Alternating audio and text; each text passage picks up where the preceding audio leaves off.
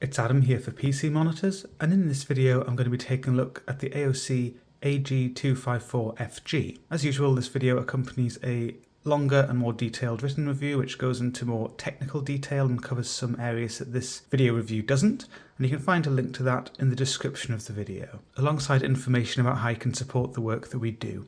This video is really just designed to give some nice visual examples of things. I mainly use in-game examples, but what I'm talking about here, what I'm showing you here, it applies more broadly than that. As is always the case, be aware that what you see on the video depends on my camera, depends on the processing done by my video editing software, depends on the processing done by YouTube, and ultimately, and very importantly, it depends on the screen that you're viewing the video on. So in no way does it accurately represent what this monitor looks like firsthand. This monitor has a 24.5-inch IPS panel, a 1920 by 1080, that's Full HD or 1080p resolution. So this isn't very good for multitasking, it isn't very good for productivity in general, that's really not what this is designed for. Not to say you can't use it for a little bit of productivity on the side, but that's not really its main focus. It's definitely a gaming monitor, it's part of the AOC AGON PRO Series. And this resolution is relatively easy to drive, which is helpful because this model has a 360Hz refresh rate. With the resolution and screen size, you don't get an incredible pixel density either. It's a reasonable pixel density, it's a level which many people will be quite used to using. So it doesn't give you the same kind of detail and clarity to text or high resolution image content as you might get with a high resolution. But again, it's really designed with the gaming in mind, and it's designed to be fairly easy to drive. I'm now going to cover the external features of the monitor. So as you can see, it has quite a gamery design. Matte black plastic for the bottom bezel with a red AGON logo in the middle. And there's also a grey Nvidia G-Sync logo on the left side, power LED on the right side. The stand has a tripod design. It's coated metal, so it has quite a nice solid feel to it, premium feel to it. I would say that the screen itself is a little bit wobbly on the stand. Not too bad, but just I know some people like their screen to feel really solid, and this one doesn't quite have that feel. There's also a projector and some light effects LEDs on the bottom bezel. These lighting features are explored in the OSD video. Stand offers full ergonomic flexibility, so you can tilt it, you can adjust the height, you can swivel it left and right, and you can rotate it clockwise 90 degrees into portrait. The exact adjustments are given in the written review. I also give some measurements such as the depth of the stand, because it is a fairly deep stand for what's actually quite a small monitor. So it does eat up a bit more desk depth than some models would.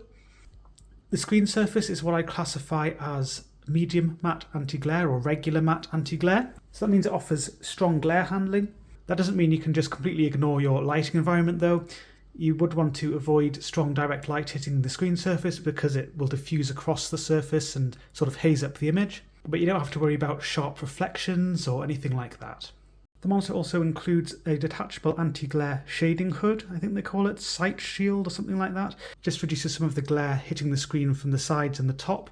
Very easy to attach and detach. Has a little velvety inner lining, which is quite nice. It also has a little flap at the top, so you can feed your calibrator down through it, if you've got one of those. At the rear, you can see it's mainly matte black plastic. It has some metallic red elements. They are actually metal, and they look a bit strangely bright on the camera, but they're actually a darker red in person. There's also a little red AGON logo at the top there. There are also some cheek pieces. You can see the little glossy elements. That houses further light effects LEDs, and they're explored in the OSD video. There's also a little joystick that controls the OSD remote, and there's also this alternative controller, the quick switch remote. That's all explored in the OSD video as well. The monitor includes 5-watt DTS speakers, which are up-firing, and they give a fairly rich sound output. They're not the best I've heard on a monitor certainly, but they're far from the worst as well. A bit richer than most, so they're quite usable really if you want to use integrated speakers. There's also a little slide-out headphone hook, and I will mention this little K slot because I often forget to mention that, Kensington lock slot. If you don't know what that is, you won't need to use it, but if you do, then there it is. You may be wondering what this little thing there is. That's the ambient light sensor, which is again explored in the OSD video. The stand attaches centrally using a quick release mechanism, so you just slide that little catch up and you can remove the included stand. That will reveal 100 by 100mm VESA holes for alternative mounting. The ports face downwards, so you've got a USB upstream port there, a USB B port, and then you've got 4 USB 3 ports. And the yellow coloured one there, that supports fast charging for connected devices. The green coloured port, that's actually the dedicated Reflex port for use with Nvidia's Reflex Latency Analyser function, which is explored in the OSD video. Over at the other side, you've got 2 HDMI 2.0 ports. You've got DisplayPort 1.4. You have DC power input, which means this monitor has an external power brick, and that's a fairly chunky power brick, as you can see here. There's my hand for scale, which doesn't really help because you don't know how big my hand is, but you get the idea. Pretty chunky thing. You've got a port for the quick switch controller, and you've got a microphone port. One you connect to your system and the other you connect to the microphone. And then there's a 3.5mm headphone jack. So in terms of the capability of the video ports, that's explored more in the specifications and the features and aesthetics section of the written review. But basically you get the full resolution and the full refresh rate, 360Hz via DisplayPort. You're limited to 240Hz max via HDMI. You have HDR on both of those connections. On DisplayPort, you have support for Nvidia G-Sync as well as adaptive sync, so you can use AMD FreeSync via DisplayPort, and that just accesses the G-Sync module, so you get the same kind of features there, which I'll explore a bit later on. And via HDMI, you can also use Nvidia G-Sync, but not FreeSync. I'm now on Shadow of the Tomb Raider, and I'm going to talk about the contrast performance of the monitor. This monitor has an IPS type panel. The contrast ratio was around 1050 to 1 under my test settings, a little bit higher than that. You can get around 1100 to 1 or a tiny bit above that, depending on the settings you use. So really it's a fairly typical IPS performance here. It isn't going to win any awards when it comes to contrast. That's really not what this model's all about. There's also a moderate amount of IPS glow, a standard amount for what I'd expect from a screen of this size and panel type. You can see that as a haze towards the corners of the screen. You can usually see that more clearly towards the bottom corners from a usual viewing position, but it depends on your viewing position. And this does eat away at atmosphere and detail. And just in general, this monitor does not give a deep and atmospheric look to darker scenes. Again, typical for an IPS model. It's worth being aware that the IPS glow can be brought out more strongly if your unit has an issue with dark uniformity, so it has a lot of backlight bleed or clouding, if you're using a higher brightness setting or if you're sitting closer to the monitor. A nice strength of IPS type panels like this is strong gamma consistency. So when you look at the dark detail levels, of course they are eaten away by that IPS glow, but aside from that, they're pretty consistent. And the gamma handling on my unit in general was very good, the gamma calibration. So the detail levels are appropriate throughout the screen. Again, except for that area affected by IPS glow, but they're more consistent than you'd see on a VA or TN model, where you'd get with TN a gradient from top to bottom of detail, and VA models you get black crush centrally and you can get excessive detail towards the edges. This is more consistent than that. I've brightened the room up a bit now. It isn't super bright, but it's fairly bright, moderately bright, and you can see now, hopefully see, that the edge has taken off the IPS glow and just the less than stellar contrast. It just means it isn't so eye-catching, these weaknesses in contrast. So if you're not sitting in a dimly lit room, it isn't as noticeable as I was showing you before and discussing before, but you will see as well there is some glare on the screen, sort of quite heavily diffused by the matte screen surface over there, and you can still see some of the weaknesses if you compare the dark of the black border, for example, to what should be black or close to black on the game. You can see that the depth isn't there, but it just draws your eye a little bit away from that.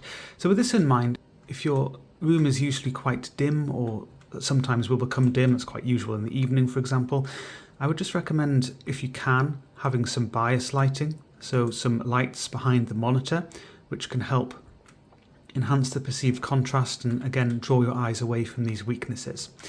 This is something which I would recommend for any LCD really. It's not just specific to IPS type panels, but that's just where it can be particularly useful. And of course this monitor does have an integrated light effects feature, but that isn't really bright enough to be used as a bias light, so it's not really going to help in terms of perceived contrast. For brighter shades, the screen surface has a bit of a grainy look. It's a medium, regular, matte anti-glare screen surface, so it certainly isn't the smoothest or lightest out there. There's a bit of layering in front of the image as well. It isn't super grainy, it's not like some old IPS models. It's something I'm sensitive to, so I definitely notice it, but most users are probably going to be alright with this. Unless you know you're a bit sensitive to graininess on some matte screen surfaces, then you might find this a little bit annoying. I'm now on lagom.nl, the website, and the tests for viewing angles. And I'm going to talk about the colour reproduction. I like to start with this because it's a good way of introducing the concept of colour consistency and exploring that. So the Lagom text test, this appears a blended grey throughout the screen. There isn't clear saturated red or green striping to the text. It doesn't shift if you move your head a bit. That indicates a low viewing angle dependency to the gamma curve of the monitor. The purple block, as usual, this is represented really oddly in the video. It looks really weird. It looks kind of pink in the middle and bluish towards the outside. It doesn't look like that to the eye at all. It's a consistent pinkish purple throughout the screen. Perhaps a bit pinker towards the very edges of the screen. And if I move my head slightly, there's a slight shift to the pink sheen, but it's not like you'd see on a TN or VA model at all. Red appears a reasonably rich red throughout the screen, not particularly vivid, but that's because the colour gamut of this one isn't particularly wide, but it looks consistent throughout the screen. The green, consistent yellowish green chartreuse shade throughout the screen, and the blue, a good consistent royal blue throughout the screen. I'm now on Battlefield 2042, and I'm going to talk about colour reproduction. This monitor has an IPS type panel, and it does deliver the strong colour consistency which I demonstrated with the Lagom, so that means the richness and the saturation levels are well maintained throughout the screen, so that's a nice thing. The colour gamut tracks sRGB rather closely. There is very little coverage beyond that. There's actually a bit of under coverage as well. I measured 96% of the sRGB colour space, and I'll just put that up on the screen so you can see what it looks like. So content like this running under SDR, and if you're just casually browsing the internet, watching videos on YouTube, it's designed with the sRGB colour space in mind. So the fact that the monitor sticks to that pretty closely, it means that it gives faithful reproduction in terms of the saturation levels. It doesn't give strong oversaturation or anything like that. So it does have an appropriate and as the developers intend look overall. So the greens here for the vegetation, they're well balanced, fairly lush look to some of the greens, quite deep, of course not as vivid as you'll see on some models. There's a good neutrality to brown shades as well, so the patches of earth, tree trunks, that kind of thing, they can sometimes look too red on wide gamut monitors. And also the grass here, I mean obviously this isn't a brown shade, but the grass, the greens of the grass, often that looks a yellowish green which can look quite neon on wide gamut models. On this it looks far more neutral. And this sort of look, it's one which some people will really appreciate, sort of as the developers intend look. For other people, they see the sRGB gamut as too restrictive and they prefer extra vibrancy from a wider gamut, personal preferences, so that's just how it is. And if you look at fires as well, they have a reasonably rich look, but they don't have the same kind of vibrancy you'd see on some models with a significantly wider gamut. But the flames do have a good variety of rich oranges and yellows. They just don't verge on red as they might on wider gamut models. And again, personal preference is how people like their fires to look. And outside of gaming, the monitor can certainly be used for color critical work, or at least for content creation within the sRGB color space. But of course it's no good beyond that for wider gamuts such as Adobe RGB and DCI-P3 because it has very low coverage of those colour spaces. But the under coverage which I mentioned, that is something to be aware of, 96% sRGB. It doesn't have a huge visual impact really, it does have a bit of an impact though. I explore that more specifically in the written review in the Spider Checker 24 section. So if you're using this for colour critical work, ideally you would have 100% sRGB coverage.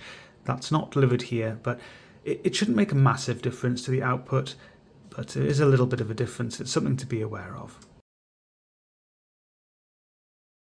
I'm back on Shadow of the Tomb Raider, running the game in HDR, high dynamic range. I'm going to talk about the HDR performance of the monitor. This monitor does support HDR. It's VESA Display HDR 400 certified, which is the lowest level that VESA will certify for. That's very basic HDR level. When you're running the monitor under HDR, you can't access all of the things you could under SDR. You can't change the brightness, for example. It just says there ref white nits. But that's set to 80, it's greyed out, you can't change that. You might also notice there's something called variable backlight mode. I got excited when I first saw this in the user manual and knew that this model had this feature because I thought it might be local dimming, and it is on some models that have a variable backlight mode. On this one it isn't, it's just a dynamic contrast setting. If you set this to gaming, that's my preferred setting, then the backlight does shift a bit as one single unit, so it will dim a bit when there's predominantly darker shades on the screen. That can be quite useful. The desktop setting is very unreactive and it's almost like disabling the setting, so I don't really like to use that. It's not much point. The hybrid setting, you might think that's somewhere between the two, but actually it seems to be overreactive and it will constantly shift between different levels for the backlight, especially when there's predominantly darker shades and there's a little bit of brightness introduced. It suddenly flares up a lot. I don't like that at all. I find it really distracting, so I certainly prefer the game setting here. If you have variable backlight disabled, then it will just stick to the maximum backlight level all the time.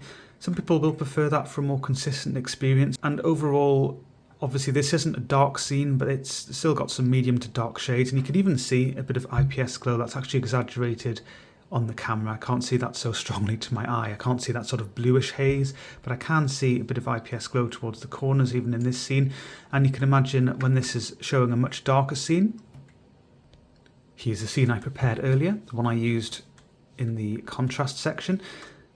So you can see that it's just not atmospheric, it's not deep. The variable backlight setting, the dynamic contrast setting, it does dim the backlight a bit here. And actually, I'm just going to quickly demonstrate the hybrid setting and why I really didn't like it. This scene was a good one for showing how annoying it is. You should be able to see it just keeps flicking between a brighter and darker state, and it's really annoying. The gaming setting, on the other hand, the adjustments it makes are gentler. I mean, you can see a little bit, so this is quite an extreme example, but it's just not like it was with the hybrid setting. Anyway, I do prefer having it enabled because it does give a little bit of extra atmosphere, but as you can see, that's not what this monitor is all about. But if you can possibly see past that amazing IPS glow, the terrible atmosphere, the raised dark depth, I can talk about some of the advantages of HDR. So you have 10-bit color reproduction, and that enhances the nuanced shade variety, so there's a better variety of closely matching dark shades. Of course, on this scene here even, you would see much more precise backlight control, so you'd see some really nice deep dark shades, some slightly lighter but still very dark shades, and everything really accompanied with appropriate control of the backlight or per pixel illumination if it's an OLED or something like that.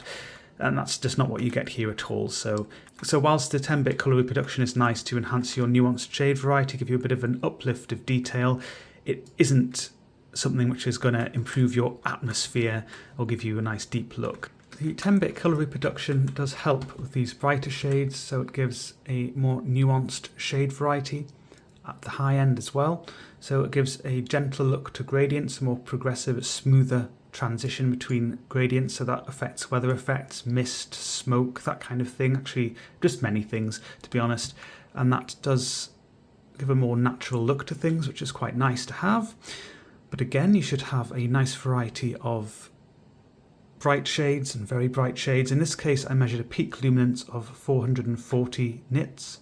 So it really doesn't deliver spectacular brightness by HDR standards at all, and because there's no local dimming, the backlight, again, it's just sort of compromising with its dynamic contrast if you've got that setting active, and it really just doesn't give the depth it should to those darker shades and even the medium shades.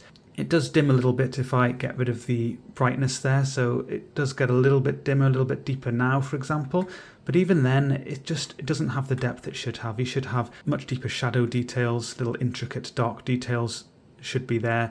Even the medium shades sort of, I wouldn't say they're flooded, but they're not as deep as they should be in places. The colour gamut of this one, it sticks to sRGB closely. There's actually a little bit of undercoverage of that. If you're interested, I measured 71% of the DCI-P3 colour space, and under HDR, it's DCI-P3 that's targeted in the near term, and Rec 2020, which is the ultimate goal, a much larger colour space. So this model doesn't give that kind of experience at all.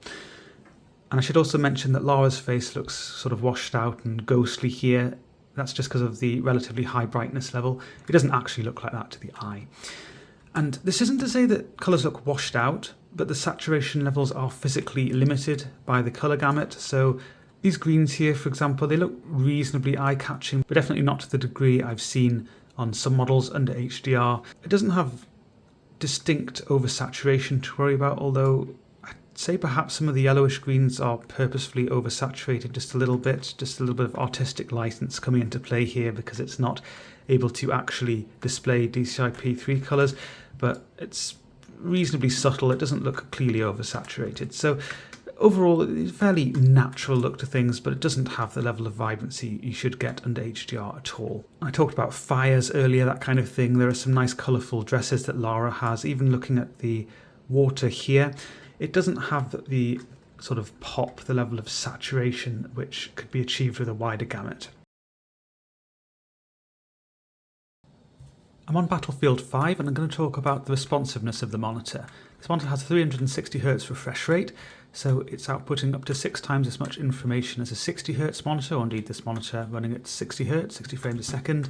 I have the game running at a solid 360 frames a second at the moment. You can see that towards the top right, or hopefully you can see that little green number. Maybe a few slight dips below that, but close enough to 360 to really be getting the most out of the monitor. With this, you get 2 main advantages. One is that it improves the connected feel. That describes the fluidity, the precision when you're interacting with the game world. So certainly the high frame rate, high refresh rate combination is really very helpful in this respect, but you also need to have a low level of input lag, and this monitor definitely delivers that.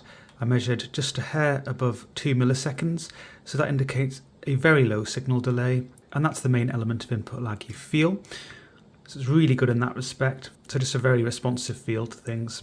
The other advantage of the high frame rate, high refresh rate combination is that it reduces perceived blur due to eye movement. This is something which is explored more in the written review, summarised in the written review, and also in an article linked to there, all about responsiveness. So the concept of perceived blur is an important one to understand, but essentially it's significantly reduced as you increase your refresh rate and your frame rate at the same time. The other aspect of perceived blur is pixel responsiveness. Now I'm going to show you some pictures on the screen, some pursuit photographs from test UFO of this monitor running at 360Hz with various different overdrive settings. So with this, I consider weak to be the optimal setting.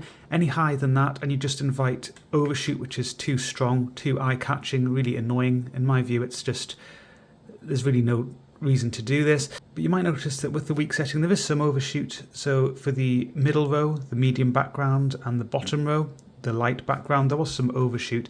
In practice, that's actually more noticeable. I find it quite eye-catching in places on this model using this weak setting, but the thing is that if you set the overdrive to off, it's just too slow. It simply doesn't deliver a proper 360Hz experience at all.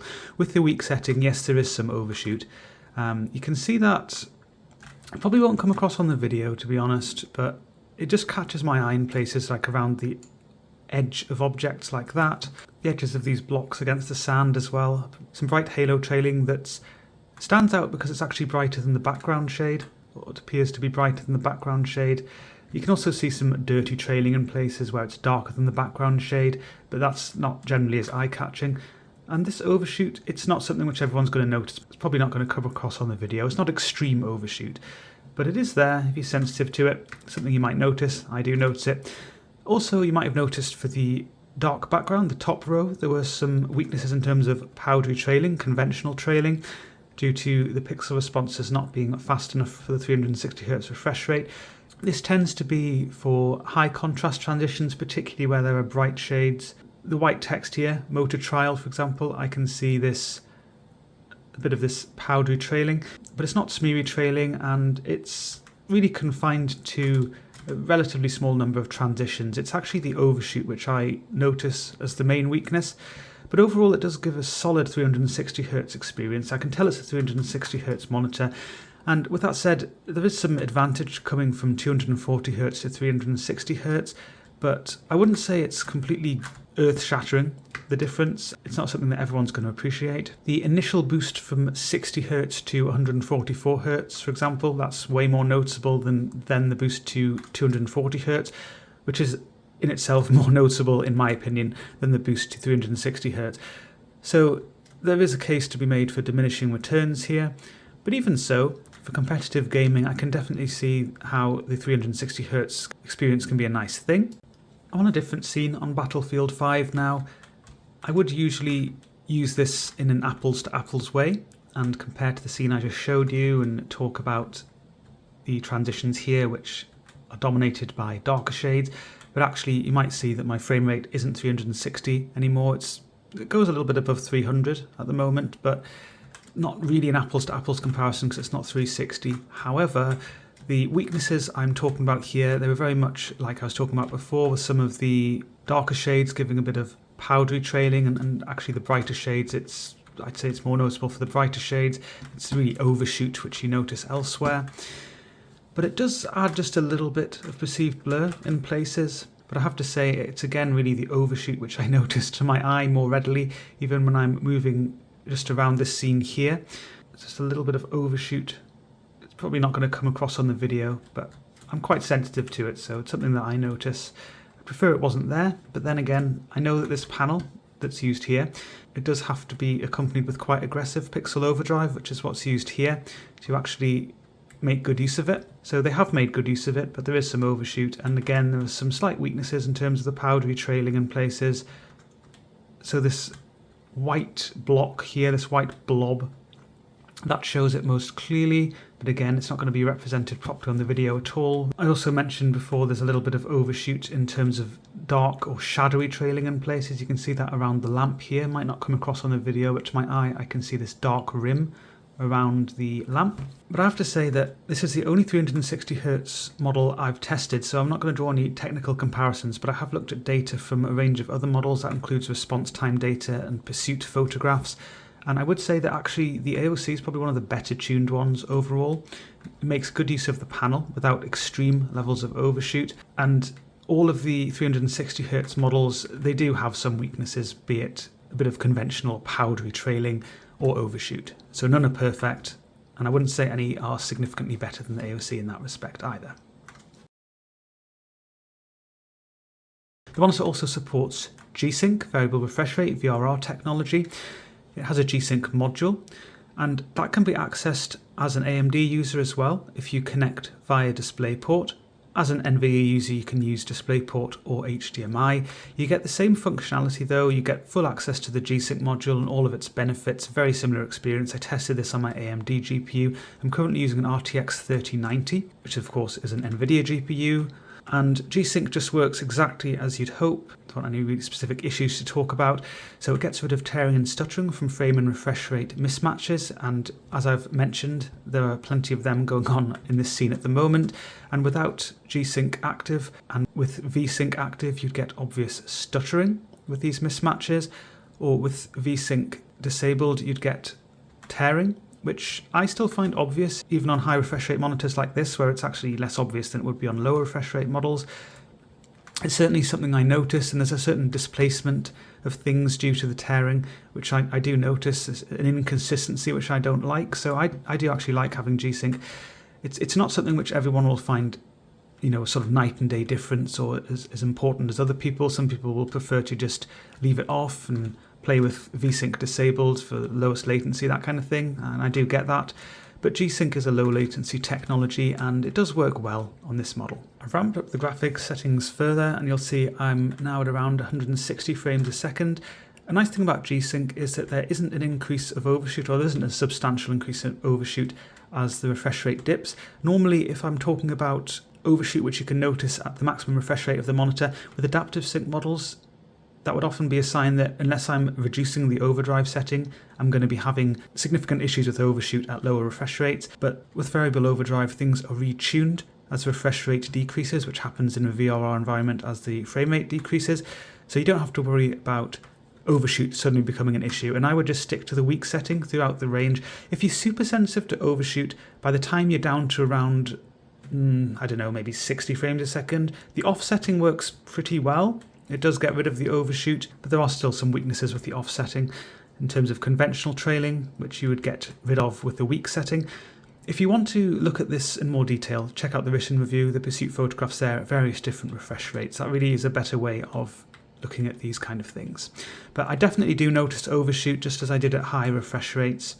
So it is an issue. And also I noticed that because my frame rate decreased, there is a decrease in connected feel things don't feel like they did at 360 Hz. And there is an increase in perceived blur due to eye movement as well, so my perceived blur levels are noticeably increased now. So yes, if you're comparing this sort of 150 Hz-ish to 360 Hz, definitely a difference, just a progressive difference as your refresh rate increases.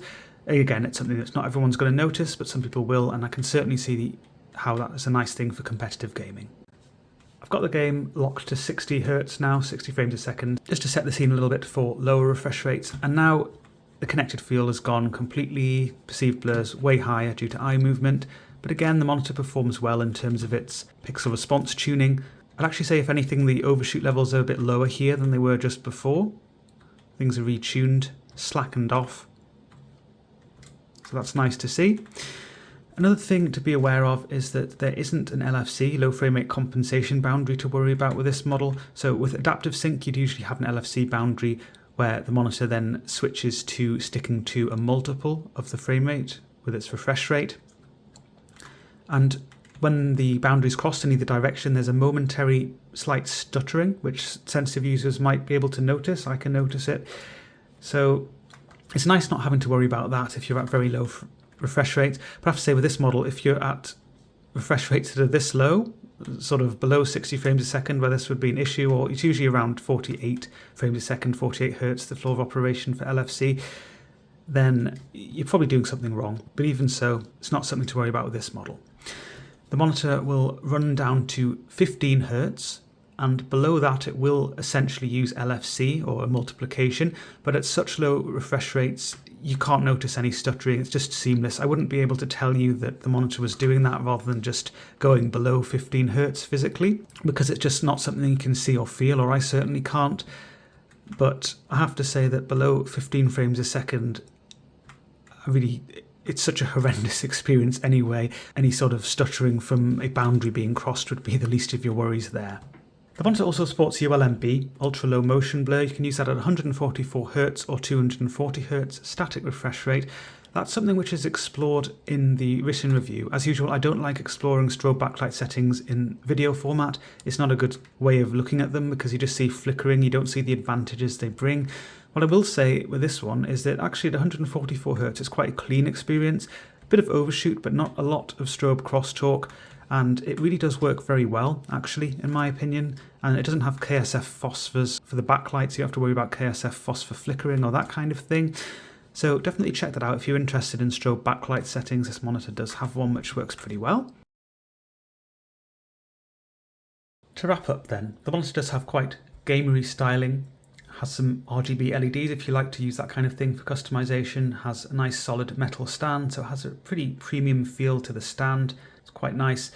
Again, you know, designs like this, some people are going to like it, some people aren't going to like it, but it is what it is. Good ergonomic flexibility for the stand as well, full adjustments there. The resolution and pixel density, hardly amazing, but that's really not what this monitor's about, is it? Contrast, not what this monitor's about either. It's sort of a fairly standard IPS experience in that respect. Moderate amount of IPS glow, static contrast a little bit beyond specified 1000:1, but not substantially. So it certainly doesn't give you a deep and atmospheric experience. In terms of the colour reproduction, quite close tracking of the sRGB colour space for the gamut, so a little bit of undercoverage of that actually. So it really does give a look I'd describe as fairly rich and natural, as the developer's intent. Strong consistency as well from the IPS type panel. It helps it maintain the saturation and the richness throughout the screen. In terms of HDR, really a very basic experience there. The gamut isn't an HDR gamut, and it doesn't have any local dimming on the backlight either, so really a heavily compromised HDR experience. Again, this isn't what you're buying this monitor for. What you might be buying this monitor for is the responsiveness, and in that respect, yes, you get a very low level of input lag, and I did enjoy the 360 Hz experience coming from 240 Hz monitor I was using quite a lot before this. I did notice the increase, but, you know, personally I wouldn't say for my kind of gaming that it's really something which I would buy into, and certainly wouldn't like to drop the resolution down from the WQHD I was using with my 240 Hz model before to this. That's just depends on the kind of games you play though. For competitive gaming I can definitely see the 360 Hz refresh rate being something which is quite nice. It wasn't a perfect 360 Hz performance, there was a fair bit of widespread overshoot, And I did notice some powdery trailing for some transitions as well, so some weaker than optimal pixel transitions. But overall, a pretty aggressive acceleration used, which did make good use of the 360Hz refresh rate overall. Nvidia G-Sync also worked exactly as I'd hope, with the G-Sync module doing its thing with variable overdrive, no LFC boundaries to worry about, that kind of thing. There were no issues with flickering or anything like that, any sort of unexpected issues. Also worth mentioning ULMB, a strobe backlight setting, ultra low motion blur. It's quite a good implementation, particularly at 144Hz. So overall, I can see the merits of this monitor in terms of offering 360Hz experience, Nvidia G-Sync with a module. I have to say though, it is a tough one to recommend at the asking price of $750 or 700 of your great British sterling, because it is still a full HD monitor, and you can get 360Hz monitors with a G-Sync module for around half that price. So the Dell Alienware AW2521H, the current US asking price is around half of that. So it does make this a tough sell, I'm going to be honest. You do get Nvidia Reflex Latency Analyser with this one, which you wouldn't get on the Dell Alienware. And of course there are these little AOC touches like the projector and the little S switch and that kind of thing, and also the shading hood. But, you know, are those features really worth paying double for? I have to say I haven't reviewed the Dell Alienware myself, so I can't give a deep technical comparison. From the data I've seen, it does look quite well tuned in terms of its pixel responses, although I would say that I think the AOC is a bit more aggressive with its overdrive using its optimal setting, which I think probably makes more sense, to be honest, but it's not a huge difference. And again, I haven't seen it myself, so I'd really not want to draw too much of a technical comparison there. So yes, you know, I do see merits to this monitor, but it is just priced a bit too high for me to strongly recommend it. So that's really all there is to the AOC AG254FG. Be sure to check out the full review on PCmonitors.info. There's a link to that in the description of the video, alongside information about how you can support the work that we do.